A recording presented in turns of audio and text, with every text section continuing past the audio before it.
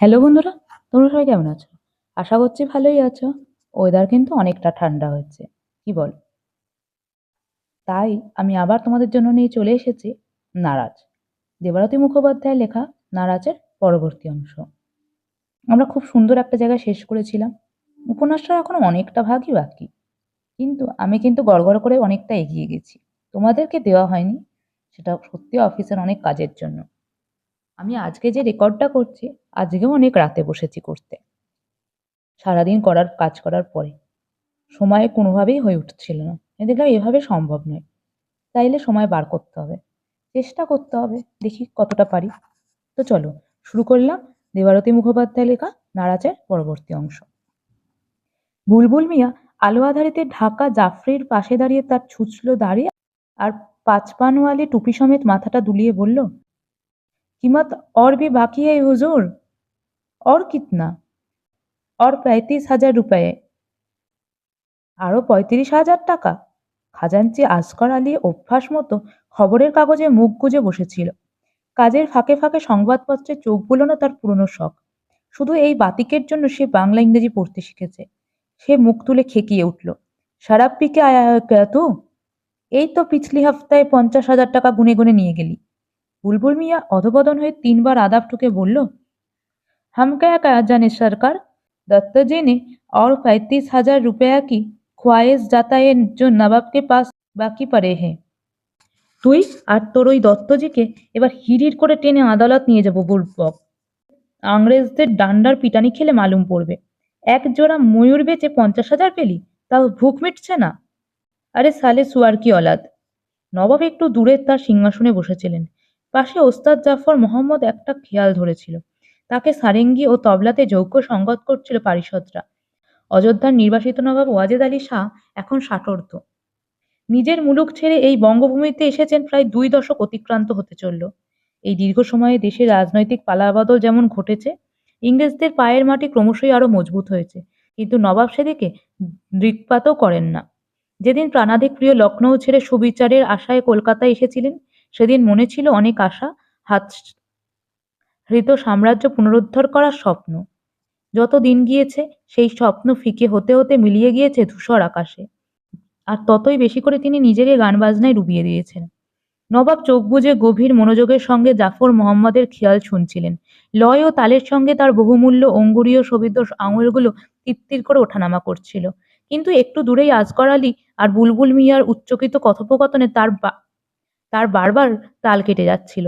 একসময় বেশ বিরক্ত হয়ে তিনি বললেন, আহ আসগর, ইতনা শোর কিউ? আসগর আলী এদিকে ফিরে বলল, गुस्ताखी माफ कीजिए जहाँपना, लेकिन ये लोग हमें बुद्धू बना रहे हैं। पिछले हफ्ते में 50,000 लेके एक जोड़ी मोड़ दे गए है। अब फिर से बोल रहा है कि 35,000 बाकी है। हम आपको बोल रहे हैं हुजूर, वो नवकिशोर दत्त बहुत ही झूठा इंसान है। নবাব ওয়াজেদ আলী শাহ সঙ্গীত শ্রবণে বাধাপ্রাপ্ত হয়ে ক্রমশ ক্রুদ্ধ হয়ে উঠেছিলেন। এবার প্রচণ্ড রেগে গিয়ে তিনি চেঁচিয়ে উঠলেন, ঝুটা উও নেই তোমাকে তো 3-4 দিন আগেই বললাম আমি এক জোড়া গিদ দিয়েছি। আজ বুলবুল মিয়া তার কিমাত নিতে এসেছে। সাহি কিয়া হে, উসকো কিমাত মিটা দো। इतनी छोटी सी बात में इतना हल्ला मचा रहे हो। गाना सुनने में दिक्कत हो रहे। शर्म आना चाहिए तुम्हें। একজোড়া গীত মানে শকুন? খাজাঞ্চি আসগর আলী কয়েক মুহূর্ত থ হয়ে দাঁড়িয়ে রইল। তারপর সম্বিত ফিরতেই নবাবের পুনরায় সঙ্গীতে মনোনিবেশের আগে তরবর করে বলল, लेकिन हुजूर, तहवील तो खाली। इस महीने का पेंशन भी खत्म। अभी भी हफ्ता भर बाकी है महीने खत्म होने में। আহ, ও জায়গা সাহি লাগছে না জাফর। মোহে তড়পাত বিতি ঘড়ি পল ছিন ছিন। এই বিতি ঘড়িটার খানটা ঠিক লাগছে না তোমার। ওয়াজেদ আলী শাহ সুর করে ভুলটা ধরিয়ে দিতে দিতে আসগর আলীর বক্তব্যে থেমে গেলেন। তারপর ভ্রু কুঁচকে বললেন, পেনশন খতম হো গয়ে? জি হুজুর, আসগর আলী বলল। হুম। ওয়াজেদ আলী সামান্য কয়েক মুহূর্ত চিন্তা করলেন, তারপর বললেন, এক কাম করো, সুলতানখানার দোতলায় পূব দিকের ঘরে দেখবে 2 सोने का पलंग है, उसमें से एक बेच दो। 35,000 आ ही जाएगा। ठीक है, अब जाओ, तंग मत करो। সুলতানখানার প্রাসাদের দ্বিতলে যে দুটি সোনার পালঙ্ক রয়েছে, সেই দুটি নবাবের পূর্বপুরুষ অযোধ্যার নবাব সাদাত আলীর। তার মধ্যে একটাকে সেই টাকায় কিনা কেনা হবে দুটো শকুন। নবাবের পাগলামির সঙ্গে অষ্টপ্রহর পরিচয় থাকলেও এত বড় অপচয় খাজাঞ্চি আসগর আলী হৃদয়ঙ্গম করতে পারছিল না। চোখ বড় বড় করে সে প্রথমে কিছুক্ষণ তাকিয়ে রইল নবাবের দিকে, তারপর বৃথা পরিশ্রম বুঝে সহমর্মিতার আশায় তাকালো পাশে বসে থাকা ওস্তাদ ও তার পারিষদের দিকে। কিন্তু তার দিকে কারোর দৃষ্টি নেই। জাফর মোহাম্মদ আবার নতুন করে সুর ধরেছে। पिया बिन गुजर गई रैनी मुहे का, आज तो नहीं आए पितम मोरी, मुहे तड़पत बीती ঘড়ি পল ছিন ছিন। আহ! বিরক্ত গলায় নবাব থামিয়ে দিলেন। ফির সে দোবারা वो गलती। এত সুন্দর একটা গান লিখলাম, আমার মহল্লায় একজন কেউ গানওয়ালা নেই যে ঠিক করে গাইতে পারে। কিতনা আফসোস কি বাত হ্যায় ইয়ে। জাফর মোহাম্মদ অপরাধীর ভঙ্গিতে বসে রইল। সবাই বাকি সবাই চুপ। হায় আল্লাহ! নবাব মাথায় বাড়তুইতে মৃদু করাঘাত করলেন। क्यों अख्तर पिया इतना कोशिश कर रहे हैं जब कोई इसको याद ही रखना नहीं चाहते? বেশ খানিকটা দূরে আরো কিছু নগণ্য গায়কদের ভিড়ে বসে এতক্ষণ গোটা ঘটনাটি পর্যবেক্ষণ করছিল চন্দ্রনাথ। সোনার খাট বেচে শকুন কেনার সহজ আদেশেও বাক্রুদ্ধ। নবাবের ব্যয়বহুলতার কথা সে এই কয়েকদিনে বিভিন্ন লোকের মুখে শুনলেও চাক্ষুষ করা এই প্রথম। সপ্তাহখানেক হলো সে চুপচাপ নবাবের সঙ্গীত সভায় এসে বসে থাকে। কাফিকা তার চিঠি পড়ে তাকে এই সভায় বসার সুযোগ করে দিতে পেরেছে বটে, কিন্তু এখনো পর্যন্ত সে কিছুই করতে পারেনি। ভিড়ের মধ্যে রোজ সকাল থেকে দুপুর পর্যন্ত বসে বসে শুধু প্রত্যক্ষ করেছে নবাবের ক্রিয়াকলাপ। এই কয়েকদিনে সে কাফিকার কাছে জেনেছে অনেক কিছু। জেনেছে অযোধ্যায় তার বিশাল সাম্রাজ্য কেড়ে নিয়েছে ইংরেজরা। ক্ষতিপূরণ বাবদ এখন ইংরেজ সরকারের থেকে নবাব মাসে 1,00,000 টাকা মাসোয়ারা পান। জেনেছে সেই পেনশনের টাকাতেই চলে নানা মোৎসব। জেনেছে নবাব বই লিখেছেন 50-এরও বেশি। জেনেছে আক্তার পিয়া ছদ্মনামে তিনি একের পর এক গান লেখেন। তারপর সেই গান শেখান নিজের গায়কদের। এরপর নিজের সৃষ্টি বারে বারে তিনি শুনতে চান। তাতেই তার তৃপ্তি। যে গানটি জাফর মোহাম্মদ ঠিক করে গাইতে পারছে না, সেটা নবাব শিখিয়েছেন দুদিন আগে। চন্দ্রনাথ সেদিনও এখানেই বসেছিল। কেউ কোনো সাড়া শব্দ করছে না দেখে সে ভয়ে ভয়ে হাত তুলল। তার স্মৃতিশক্তি প্রখর। একবার শুনলেই তা মনে থেকে যায় বহুদিন। তিতিবিরক্ত নবাবের এবার দৃষ্টি পড়ে তার দিকে। তিরিক্ষি গলায় বলেন, ক্যা ক্যা চাতি হো তুম? চন্দ্রনাথ আড়ষ্ট ভাবে ওই গানটা আমি গাইব? নবাব সামান্যক্ষণ ভ্রু কুঁচকে তাকিয়ে বললেন, তারপর বাংলাতেই বলে ওঠেন, গাইবে? বেশ, গাও। চন্দ্রনাথ উঠে দাঁড়ায়। তারপর পায়ে পায়ে এগিয়ে এসে বসে জাফর মোহাম্মদের ঠিক পাশটায়। তারপর চোখ বুজে গাইতে শুরু করে। পিয়া বিন গুজার গেই রैने मुहे का, आज तो नहीं आए पीतम मोरे, मुहे तड़पत बीती घड़ी पल छिन छिन, उनको बियान तन मन में राम बहो बिछड़ते नहीं।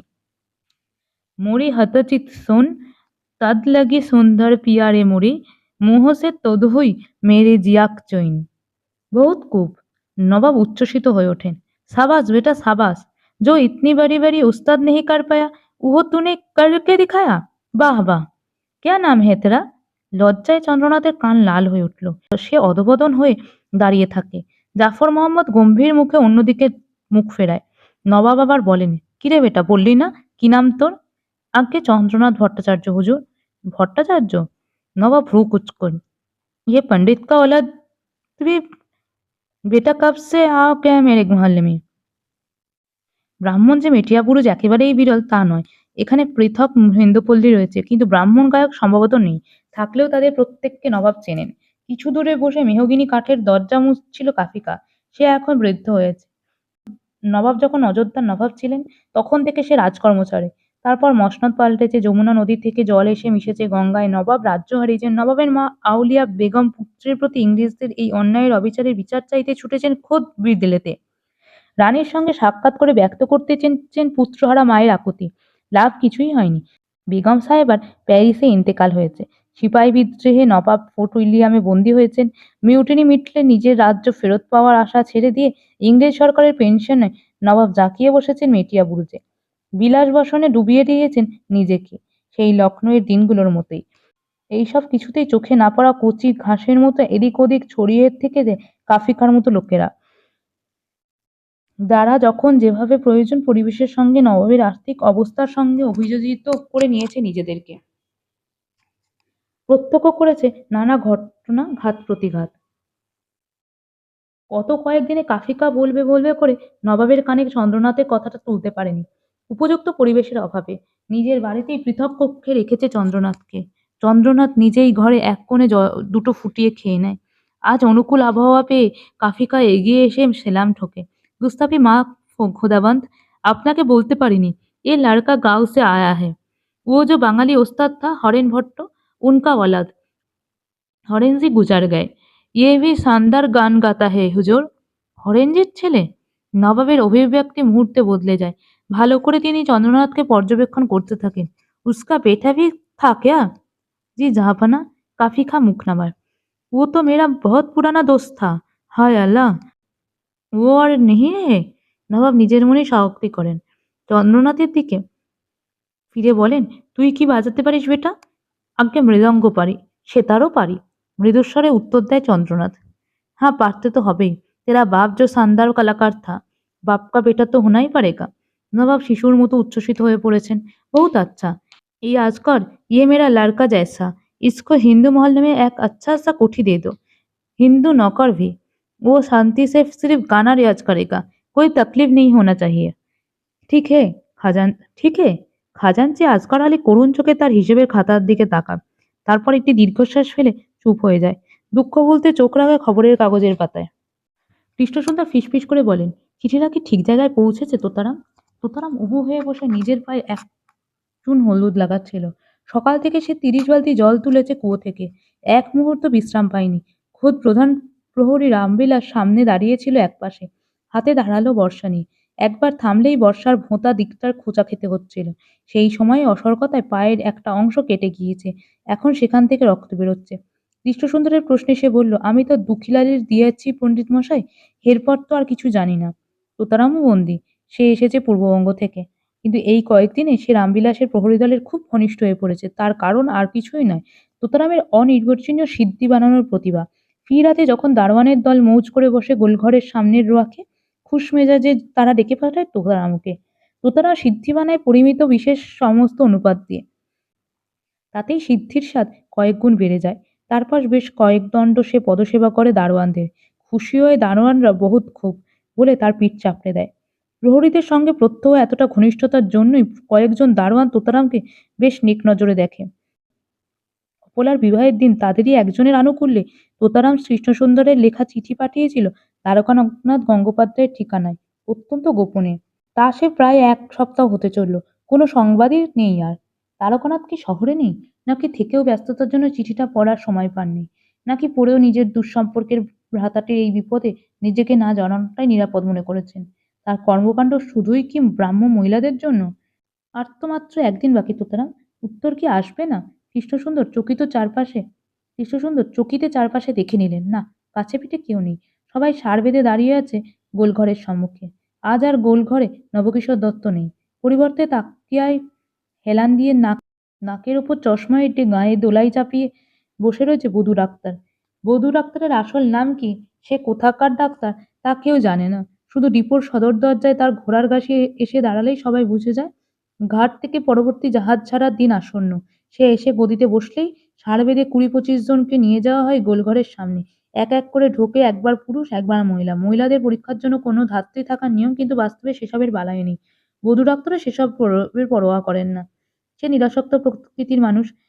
বান্দা পিছু তাকে করে টাকা গুনে দেয় নবকিশোর দত্ত। একবার করে নিয়মমাফিক চোখ বুলিয়ে ফিটনেস সার্টিফিকেট দেয়, এই হলো তার কাজ। ইনডেনচার্ড শ্রমিকদের ভিনদেশে কাজ করতে পাঠানোর জন্য লাগে সেই প্রমাণপত্র। তবে আজ উপবৃত্তধারী সুঠামদেহী কৃষ্ণসুন্দরকে দেখে সে কিছুক্ষণ থমকেছিল। তারপর বলেছিল, বামুন ঠাকুর, আপনি এখানে এলেন কেমন করে? কৃষ্ণচন্দ্র দায়সারা উত্তরে পাশ কাটিয়েছিলেন। ডিপোয় আসার পর এমন অনেকবারই অকৃত্রিম কৌতূহলের নিরসন করতে হয়েছে তাকে। প্রথম প্রথম বিস্তারিত উত্তর দিতেন। এখন তার চর্বিত চর্বণের প্রবৃত্তি হয় না, বিশেষত ফলাফল যখন নিষ্ফল। কৃষ্ণসুন্দরের দলের জাহাজে উঠতে বাকি আর মাত্র ১ দিন। দলের মধ্যে চলছে চাপা ফিসফাস, গুঞ্জন। ইতিমধ্যে বিতরণ করা হয়েছে পোশাক। পোশাক বলতে ব্রিটিশ সেনাদের পরিত্যক্ত লাল ইউনিফর্ম, পুরনো জুতো, গরম জামা, মহিলাদের জন্য শাড়ি, পশমি জ্যাকেট, পশমি পেটিকোট। জাহাজ ভারত মহাসাগর পেরিয়ে আটলান্টিক ও দক্ষিণ প্রশান্ত মহাসাগরের মধ্য দিয়ে পাড়ি দেবে। সুতরাং সেই প্রচণ্ড শীতের সঙ্গে যুঝতে তো হবে। কৃষ্ণসুন্দরের দলে মোট নেওয়া হয়েছে ৫০ জনকে। তাদের মধ্যে মহিলা জনা ১০। শুধু নবকিশোর দত্ত ডিপো থেকে এরা উঠবে জাহাজে। এছাড়া শহরের আরো বেশ কিছু ডিপোর মালিকদের দলও যাবে। তোতারাম উঠে দাঁড়ালো। তারপর বলল, দেখতাছি আর একবার দুখিলারের লগে কথা কয়ে। আপনি ভাইবেন না পণ্ডিত মশাই, একটা না একটা ব্যবস্থা হইবই। তোতারাম আপনের লইগা জান দিয়া দিব। কৃষ্ণসুন্দর আর কিছু বললেন না। তার মন অত্যন্ত ভারাক্রান্ত। নিজের গ্রামে অপমানিত হওয়া, লাঞ্ছিত হওয়া, একঘরে হয়ে বসবাস করার মধ্যে সুখ না থাকলেও একটা নিশ্চয়তা আছে। আছে পিটুলি গোলার মতো সান্ত্বনা মিশ্রিত শান্তি। কিন্তু নিজের স্বদেশ থেকে সমস্ত শিখর উচ্ছেদ করে ভিন দেশে অজানা ভবিষ্যতের জন্য পাড়ি দেওয়ার মধ্যে যে বিষণ্ণতা, যে আতঙ্ক, যে রক্তাক্ত আঘাত, তার সঙ্গে কিছুরই তুলনা চলে না। আজ তাই গোটা ডিপোয় থমথম করছে শ্মশান সম বিষণ্ণতা। তোতারাম বলল, আচ্ছা পণ্ডিত মশাই, আমাগো ভাইকে কোন দেশ পড়ছে আপনি জানেন? কৃষ্ণসুন্দর আজ সকাল পর্যন্ত এই প্রশ্নের উত্তর জানতেন না। গত কয়েকদিন ইতস্তত শুনেছেন নানা দেশের কথা। নবকিশোর দত্ত প্রধানত ৫টা দেশের খামার মালিকদের সঙ্গে ব্যবসা করে। তাদের চাহিদা অনুযায়ী এখান থেকে লোক পাঠায়। কৃষ্ণসুন্দর গ্রামের সামান্য ব্রাহ্মণ। বেদ বেদান্ত স্মৃতি এসবই পড়েছেন আশৈশব। ইতিহাস ভূগোল পড়লেও সেগুলোই জ্ঞানের পরিধি অতি সাধারণ। জন্মভেদ হুগলি জেলার চৌহদ্দি মারানো সৌভাগ্য বা দুর্ভাগ্য কোনোটাই তার হয়নি। স্বাভাবিক কারণে ওইসব দেশের নাম তিনি জীবনেও শোনেননি। তবু বারবার শুনে কিছু নাম তার মুখস্থ হয়ে গিয়েছিল। জামাইকা, মরিশাস, ফিজি, গায়েনা, এইসব দেশে নাকি গিজগিজ করছে বিশাল বিশাল আখের ক্ষেত। সেখানেই প্রয়োজন অগণিত শ্রমিকের। কিন্তু আজ সকালে বধূ ডাক্তারের মুখে যে নামটা শুনেছিলেন, সেটার নাম আগে শোনেননি। ডাক্তার জাতে কায়স্থ, ধর্মভীরুর লোক। নিচু জাতের লোকের মধ্যে উপবৃত্তধারী কুলীন ব্রাহ্মণকে দেখে নিজের অজান্তেই তার কণ্ঠস্বর পাল্টে গিয়েছিল। সে বলেছিল, আপনাকে কে এখানে নিয়ে এলো ঠাকুরমশাই? আপনি সুরিনামে গিয়ে কি করবেন? সেখানে তো শুধু ছোট লোকদের কাজ, তাও আবার আখের কলে। তখনই কৃষ্ণসুন্দর বুঝেছিলেন, যাদের তাদের গন্তব্য সুরিনাম নামক সেই অজানা পৃথিবী। মাঝে মাঝে হরিহর নামক সেই আরকাঠিটির কথা তার খুব মনে পড়ে।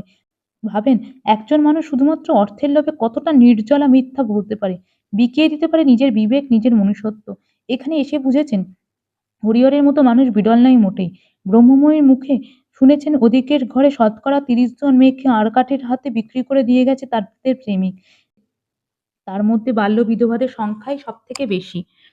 হতভাগীরা কোন শৈশবের থেকে স্বামীসঙ্গ বঞ্চিত, সংসারে এক কোণে পড়ে থাকা আবর্জনা যৌবনের অমোঘ টানে একটু প্রেমের কথায়, একটু ভালোবাসা পেলেই তারা গলে যায়। কপালে জুটত কুলোটা ভ্রষ্টা তকমা। ভালোবাসা তো পাবে, সেই মোহে তারা রাত বিরতে পালায় প্রেমিক প্রবরের হাত ধরে। অবধারিতভাবে তাদের অধিকাংশের মোহভঙ্গ হয়। প্রেমিকের শারীরিক ক্ষুধা মিটলে স্থান হয় বিভিন্ন পতিতাপল্লীতে, মোটা টাকার বিনিময়ে। আর যে প্রেমিকরা অতিরিক্ত দুঃসাহসে, তারা এসে বেচে দেয় এই আরকাঠিদের কাছে। সুতরাং কিছুক্ষণ হাঁ করে থেকে বলল, হরে কৃষ্ণ। এই ডাকন দেশ পণ্ডিত মশাই। জীবনে পয়লাবার নাম শুনল। তুমি যে আধারে, আমিও সেই আধারে তোতারাম। কৃষ্ণসুন্দর পা বাড়ান ঘরের দিকে, শ্যাওলা ভরা পিচ্ছিল উঠোন দিয়ে। সেখানে এক পাশে রাস্তার কুকুর শুয়ে আছে কুণ্ডুলি পাকিয়ে, অন্যদিকে পিঁপড়ের সারি উঠেছে নোনা ধরা দেওয়ালের পেয়ে। এদিক ওদিক ইতস্তত বসে আছে নানা গ্রাম থেকে আসা মানুষেরা।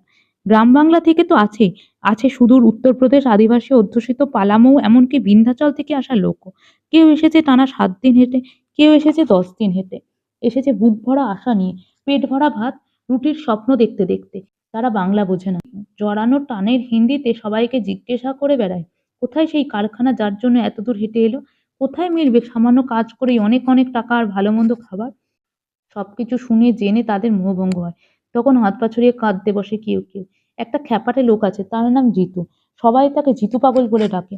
তার মুখ গোঁফদাড়িতে ভর্তি, অপরিষ্কার দাড়ি নেমেছে বুক পর্যন্ত, তাতে ভনভন করে পোকা। জিতু পাগলা স্নান করে না, অনেক সময় বসে বসে পুরী ত্যাগ করে। তার কাছে গেলেই গন্ধে গা গুলিয়ে ওঠে, অশ্রাব্য গালাগালিতে কান পাতা দায় ওঠে। কেউ তার ধারে কাছে যে ঘেঁষে না তখন। জিতু পাগলা থেকে থেকেই বিলাপ জুড়ে দেয়, মুই ঘট্ট যাবো, মুই ঘেতা থাকবুনি, হুই বাগির বেটা, অক্ত উঠে মরুক। তার তার সেই বিকট বিলাপে বুকের ভেতরটা সবারই শিহরিত হয়ে ওঠে। নিতান্তই কলিযুগ, তাই আবাগির বেটা আর কাঠের মুখ দিয়ে রক্ত রক্ত ওঠে না। সে দিব্যি মুখের থুতু দিয়ে টাকা গুনতে গুনতে সরে পড়ে পরবর্তী শিকারের অক্তচোষার উদ্দেশ্যে। কৃষ্ণসুন্দর অন্যমনস্কভাবে ঘরে ঢুকে নিজের বিছানার দিকে তাকা যাচ্ছিলেন। এমন সময় ছুটতে ছুটতে এলো দিব্যসুন্দর। সকালবেলা বধূ ডাক্তারের কাছে পরীক্ষার পর থেকে সে এদিক ওদিক ঘুরে বেড়াচ্ছিল। এখন একেবারে ডিপোর সদর থেকে ছুটে এসেছে, হাঁপাচ্ছে। হাঁপাতে হাঁপাতেই বলল, বাবা শিগগিরই চলো। লোপা দিদিকে নিয়ে যাচ্ছে। অনেকগুলো লোকে এসেছে।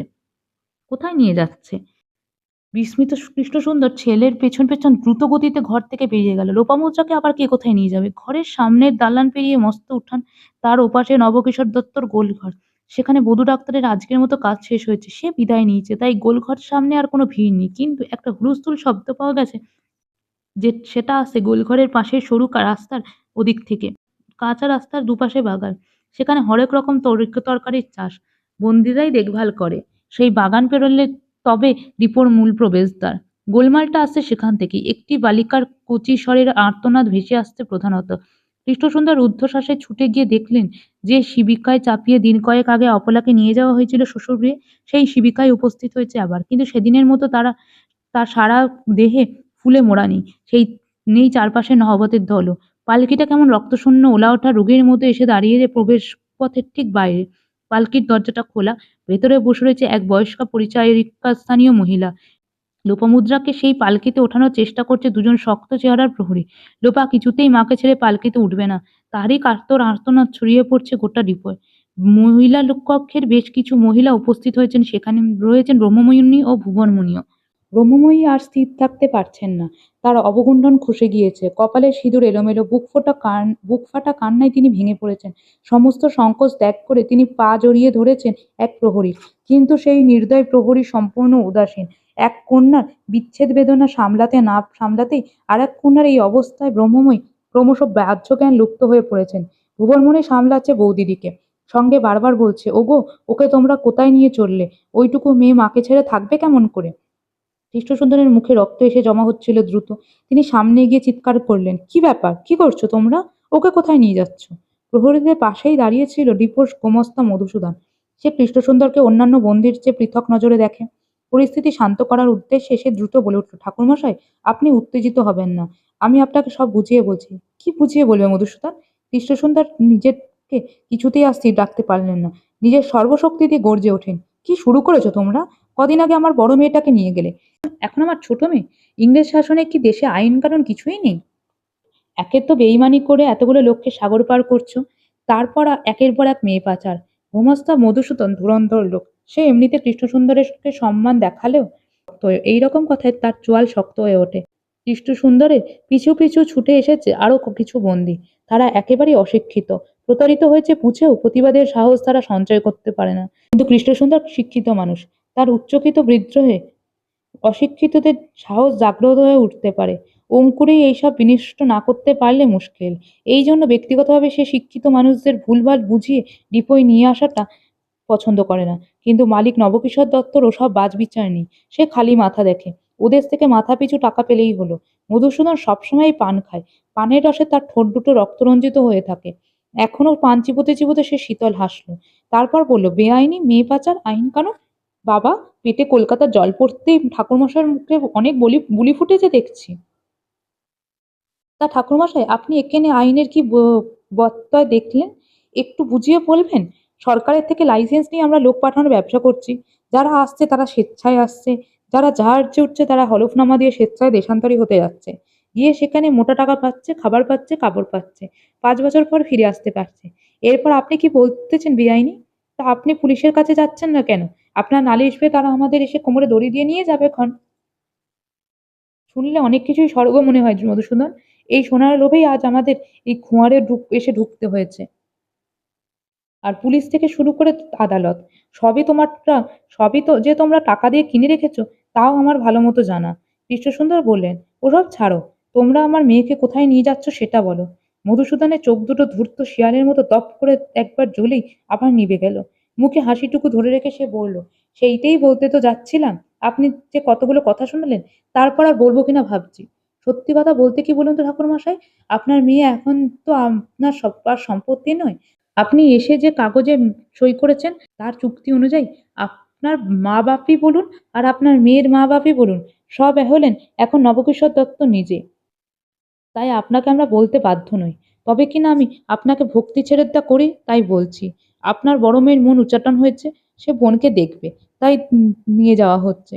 আহা, অত বড় বাড়িতে সবাই পা রেখেছে, নিজের লোক কেউ না থাকলে হয়? দুবোনে মিলে মনের কথা কইতে পারবে ক্ষণ? তার মানে লোপা আমাদের সঙ্গে কাল জাহাজে উঠবে না? নিজের শিষ্টতা ভুলে ডুকরে কেঁদে বললেন ব্রহ্মময়ী, আমাকেও নিয়ে চলুন গোমাস্তা মশাই, আপনার দুই পায়ে পড়ি। আমার দুটো মেয়েকে এখানে রেখে আমি কি করে যাব? আপনাদেরও তো মা বোন আছে নাকি বাড়িতে? আমি গিয়ে বাড়ির এক কোণে পড়ে থাকবো না হয়, যা কাজ বলবেন করব। মধুসূদন ছদ্ম দুঃখী মুখ করে দুপাশে মাথা নাড়ল। তা হয় না মা ঠাকরুন, আপনার বড় মেয়ে তো আপনাকে চায়নি, দেখতে চেয়েছে তার বোনকে। আমাদের বাবুর দয়ার শরীর, তাই পালকি পাঠিয়ে দিয়েছেন, সঙ্গে বুড়ি দাইমা। তাছাড়া এরা তো বাচ্চা, এমনিও ওদেশের যেত ফাও হিসাবে। আপনাদের তো ওখানে গিয়ে কাজকাম করতে হবে। হুজুর চুক্তিনামা পাঠিয়েও দিয়েছেন, সেটা তো আর অমান্য করা যায় না। আপনার মাথার দামটা কে মেটাবে তবে? কৃষ্ণসুন্দর এক ফোঁটা বিশ্বাস করলেন না মধুসূদনের কথা। অপলা সবচেয়ে বেশি ঘনিষ্ঠ তার পিসিমা ভুবনমণির সঙ্গে। মনের কথা বলতে চাইলে সে পিসিমাকেই আগে দেখতে চাইত। তিনি বললেন, বেশ তো, আমার বোনকে নিয়ে যাও, সে অপলার চেয়ে একটু বড়, তার সঙ্গে মনের কথা জমবে ভালো। মধুসূদন আবার মাথা দাঁড়ালো। কি বল কি যে বলেন ঠাকুরমশাই, আপনি শাস্তর পড়া লোক হয়ে এই কথা কইছেন? গঙ্গা জলের কাজ কি কখনো ভিস্তির জলে হয়? আপনিই বলেন। আপনার বোন তো অসুচি, কুলোটা। আমরা যে তাকে এখানে রেখেছি এই ঢের, তাকে গেরস্তের বাড়ি নিয়ে গিয়ে দত্তমশাই কি জাত খোয়াবেন নাকি? কুলোটা শব্দটা শুনে ভুবনমুনির চোখে হু হু করে জল এসে গেল। মুখে আঁচল চাপা দিয়ে সে সরে গেল খানিকটা। এখন তার বয়স 16 বছর। শরীরে যৌবন এসেছে কয়েক বছর আগেই। কিন্তু সেই সময় কিন্তু যে সময় এসেছে তার অনেকদিন আগেই তার গায়ে লেগে গিয়েছে বিধবার তকমা। 8 বছর বয়সে তার বিয়ে দেওয়া হয়েছিল হুগলির হরিপালে। না, অধিকাংশ কুলীন কন্যার মতো তাকে বৃদ্ধস্ব ও তরুণী ভার্যা হতে হয়নি। দাদা অনেক সন্ধান করে তার বিবাহ দিয়েছিলেন 14 বছরের পাত্রের সঙ্গে। সবাই ভেবেছিল কি সৌভাগ্য তার, নিষ্কণ্টকভাবে সে লাভ করতে পেরেছে এক কুলীন কিশোরকে। কিন্তু তার নিজের কপাল মন্দ, লোকে কি করবে? তা না হলে কি আর বিয়ের বছর না পূর্তে ভেদভূমি করে মারা যেতে হয় তার স্বামীকে? ভুবন স্বামীকে চিনল না, স্বামীর সোহাগ কাকে বলে জানল না। কিছু বোঝার আগে শ্মশান ঘাটে আঁচড়ে গুড়িয়ে দেওয়া হলো তার শাখা ফলা। রোগড়ে রোগড়ে মুছে ফেলা হলো সীমান্তের সিঁদুর। সেই স্তক শুরু হলো কৃচ্ছ সাধন। ভুবনমণি জানল না মিলন সুখ, জানল না কাকে বলে শৃঙ্গার রস। যৌবনের গুপ্ত রস উপভোগ করার আগেই সে স্বামী হারালো। আর তার এত বছর পর নিয়তির অমুক দুর্বিপাকে যেদিন সেই রহস্য তার কাছে দুই বিকৃত কাম পাষণ্ড উন্মোচিত করল, তার অনাগ্রতা শরীর পুষ্পকে নিষ্পেষিত করল নিজেদের কামমনি বৃত্তিতে। সেদিনের পর থেকে নারীর স্বাভাবিক এই শারীরবৃত্তীয় সম্পর্কের কথা মনে পড়লে তার বিম্বিষা হয়। আতঙ্ক ভয় একাকার হয়ে বহু রাতে তার ঘুম ভাঙিয়ে দেয়। স্বপ্নের মধ্যেও সেই ভয়ঙ্কর অত্যাচার মনে পড়ে, সে চিৎকার করে ওঠে। সেই একাদশীর তিথিতে তাকে যারা পাপের পাকে টেনে নামালো, তারা থেকে গেল সুস্থ, আর সে হয়ে গেল কিনা কুলোটা, ভ্রষ্টা। কেন, কি দোষ তার? প্রকৃতিতেও তাকে মেয়ে মানুষ পেলে করে গড়েছে। দুই জোয়ান পুরুষের শক্তির সঙ্গে লড়াই করে তার পক্ষে অসম্ভব ছিল। তা তো ঈশ্বরই ঠিক করে দিয়েছেন, তার দোষটা কোথায়? তবু দোষ তারই হয়। তারই জন্য গ্রামে একঘরে হওয়ার হুমকি পেতে হয় দাদাকে। একরকম তারই জন্য ভিটেমাটি ছেড়ে এই নরকে ঠাঁই নিতে হয়েছে দাদা বৌদিদের। তার জন্য অপা লোপা সবার এই দুর্দশা। এর চেয়ে গায়ের পুকুরে সে কলসি দড়ি গলায় ডুব দিল না কেন? নিজের প্রতি অপরিসীম ঘৃণায় মাঝে মাঝে মরে যেতে ইচ্ছা করে ভুবন। কি যেন নাম ছিল তার বরের, শিবচন্দ্র না কি যেন। এতকাল পরে মনে পড়ে না, শুধু মনে পড়ে শুভদৃষ্টির সময় সেই দুই চোখের মিলনটুকু। মনে পড়ে সেই লাজুক কিশোরের ভীরু চাহনি। মনে পড়ে অনাগ্রতা এক তাজা ফুল হয়েও বৈধব্য জীবন শুরু করার যন্ত্রণা। ওর মতো বাল্যবিধবা ডিপোয় অনেকজন আছে। যদিও এখানে এসে ওর ওপর হওয়া সাম্প্রদায়িক অত্যাচারের কথা কাউকেই বলা হয়নি, তবু সম্ভবত হরিহর আরকাটের দাক্ষিণ্যে গোটা ডিপো জেনে গিয়েছে সে কথা। যে মেয়ের ইজ্জত একবার গিয়েছে, লোকে ভাবে বুঝি তার ইজ্জত লোটা বড় সহজ। হঠাৎ করেই ভুবনমণি সহজলভ্যা হিসেবে প্রতিভাত হয়ে পড়েছে সবার কাছে। ফলে আসার পরের দিন থেকে প্রহরীদের কেউ কেউ কাছে ঘষার চেষ্টা করছে, কেউ অন্ধকারে ছুঁয়ে দিচ্ছে গোপন অঙ্গ, কেউ আবার বেপরোয়া হয়ে গভীর রাতে ফিসফিসিয়ে ডাকছে, উই মাগি যাবি? দূরে কাপড় দিমু একখান, দূরে কাপড় দিমু একখান। প্রথম প্রথম ভুবনমণি কেঁদে উঠেছে। ব্রহ্মময় নিষেধ সত্ত্বেও নালিশ জানাতে ছুটে গিয়েছে রামবিলাস দারোয়ানের কাছে। দিন কয়েক পরে বুঝেছে সবাই সমান। জনায়ের পণ্ডিত হোক কি ডিপোর প্রহরী, পুরুষ মানুষ মানেই নারীর লোক। এই ঋণাত্মক ধারণা ধীরে ধীরে এখন জাঁকিয়ে বসছে তার মনে। ডিপোর মহিলা মহলে অধিকাংশই অন্তঃজ শ্রেণীর মহিলা। তাদের মধ্যে রয়েছে ধনী ঘরের পরিচারিকা থেকে শুরু করে দেহোপজীবনীয়। তাদের মধ্যে অনেক রকমের রঙ্গরসিকতা চলে, সেগুলোর সবই অত্যন্ত স্থূল দাগের ও আদি রসে ভরা কদর্য আলাপ। ব্রহ্মময়ী পারতপক্ষে সেদিকে ঘেঁষেন না, কিন্তু ভুবনের খুব ইচ্ছা হয় গিয়ে বসে শোনে সেই কথাবার্তা। ইচ্ছা হয় নিজের মৃত স্বামীকে নিয়ে সেই কল্পনা ইচ্ছে হয় নিজের মৃত স্বামীকে নিয়ে সেই কল্পকাহিনীর নায়ক ভেবে নিজে নায়িকা সাজতে, কিন্তু কিছুক্ষণ পরেই তার মস্তিষ্কে সেই ভয়াবহ স্মৃতি জেগে ওঠে। মনে পড়ে যায় অরণ্যের মধ্যে সেই নৃশংস অত্যাচারের কথা। কামেচ্ছা মুহূর্তে উবে যায় তখন। তীব্র আতঙ্কে সেখান থেকে ভুবনমণি উঠে পালায়। নবকিশোর দত্তর পারিবারিক পালকির ভেতরে বাড়ির দাইমার সঙ্গে বসে লোপামুদ্রা যখন ডিপো থেকে বেরোতে শুরু করলো, তখন পালকি বাহকদের সমবেত কলরোল হুম্মা হুম্মা ছাপিয়ে বুকফাটা কান্নার আওয়াজ ছড়িয়ে পড়তে লাগলো বাতাসে। ভুবনমণি সম্বিত ফিরে পেয়ে দেখলো কাঁদতে কাঁদতে ব্রহ্মময়ী লুটিয়ে পড়ছেন মাটিতে, তার আঁচল খসে পড়ছে কে সালুথালু। অন্যদিকে কৃষ্ণসুন্দরকে সজোরে চেপে ধরে রেখেছে দুই প্রহরী। দৃষ্টিপথের ক্রমশ বাইরে চলে যাওয়া পালকিটা দেখতে দেখতে কৃষ্ণসুন্দরের বাহ্যজ্ঞান লুপ্ত হয়ে আসছে। তিনি প্রাণপণ চেষ্টা করছেন প্রহরীদের বজ্রমুষ্টি ছাড়াতে, কিন্তু যৌথ বলের সহজ সমীকরণে তিনি ব্যর্থ হচ্ছেন। হায়, ছোট মেয়েকে জোর করে নিয়ে যাওয়াতে চট্টোপাধ্যায় দম্পতি এত ভেঙে পড়েছেন! তারা যদি বড় মেয়ের দশাটাই জানতেন, তবে বোধহয় ডিপোর ওই নিশ্চিন্দ্র বলয়ের মধ্যেই যে কোনো উপায়ে জীবনের সমাপ্তি ঘটাতেন। কালাপানি পাড়া আর প্রয়োজন হতো না। তো বন্ধুরা, কেমন লাগছে? আরো অনেক কিন্তু রহস্যের উন্মোচন হবে, ভালো লাগবে। তো তোমাদের যদি ভালো লাগে লাইক কমেন্ট শেয়ার করো, সাবস্ক্রাইব করতে ভুলো না। ততক্ষণের জন্য টাটা।